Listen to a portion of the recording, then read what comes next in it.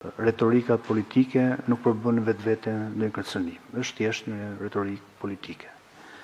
Dhe për të kuptuar se kur do t'jetë shqetësuese, ne kemi ilustruar rastin se kur. Pra është shqetësuese nëse kjo retorikë do shënohet me një situatë të ndryshimeve ligjore që mund të shënojnë kompetencat apo pavarësinë e institucionit.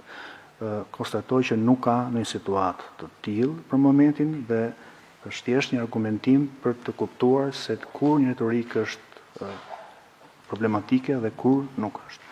Po kështu kemi sjellë dhe në vëmendje faktin që retorika, edhe pse në një rast nuk është problematike në mënyrë direkte, por zgjon dhe mund të shërbejë si shkak për të rritur agresivitetin ndaj spakut nga krimi organizuar.